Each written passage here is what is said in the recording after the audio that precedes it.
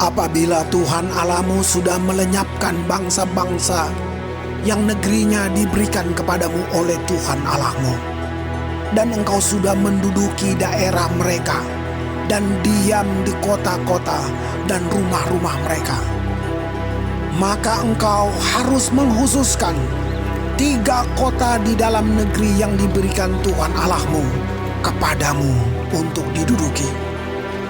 Engkau harus menetapkan jauhnya jalan dan membagi dalam 3 bagian wilayah negeri yang diberikan Tuhan Allahmu untuk dimiliki olehmu, supaya setiap pembunuh dapat melarikan diri ke sana. Inilah ketentuan mengenai pembunuh yang melarikan diri ke sana dan boleh tinggal hidup. Apabila ia membunuh sesamanya manusia dengan tidak sengaja dan dengan tidak membenci dia sebelumnya. Misalnya, apabila seseorang pergi ke hutan dengan temannya untuk membelah kayu, ketika tangannya mengayunkan kapak untuk menebang pohon kayu, mata kapak terlucut dari gagangnya, lalu mengenai temannya sehingga mati, maka ia boleh melarikan diri ke salah satu kota itu dan tinggal hidup. Maksudnya supaya jangan penuntut tebusan darah sementara hatinya panas dapat mengejar pembunuh itu. Karena jauhnya perjalanan menangkapnya dan membunuhnya, padahal pembunuh itu tidak patut mendapat hukuman mati, karena ia tidak membenci dia sebelumnya. Itulah sebabnya aku memberi perintah kepadamu. Demikian, 3 kota haruslah kau khususkan. Dan jika Tuhan Allahmu sudah meluaskan daerahmu nanti, seperti yang dijanjikannya dengan sumpah kepada nenek moyangmu, dan sudah memberikan kepadamu seluruh negeri yang dikatakannya akan diberikan kepada nenek moyangmu. Apabila engkau melakukan dengan setia perintah ini yang kusampaikan kepadamu pada hari ini, dengan mengasihi Tuhan Allahmu dan dengan senantiasa hidup menurut jalan yang ditunjukkannya, maka haruslah engkau menambah 3 kota lagi kepada yang 3 itu, supaya jangan tercurah darah orang yang tidak bersalah di negeri yang diberikan Tuhan Allahmu kepadamu menjadi milikmu, dan hutang darah melekat kepadamu.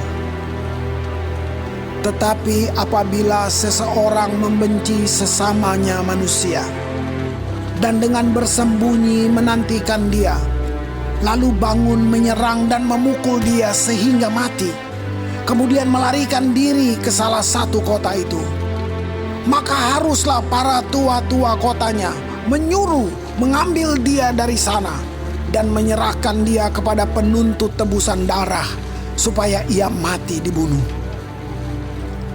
Janganlah engkau merasa sayang kepadanya.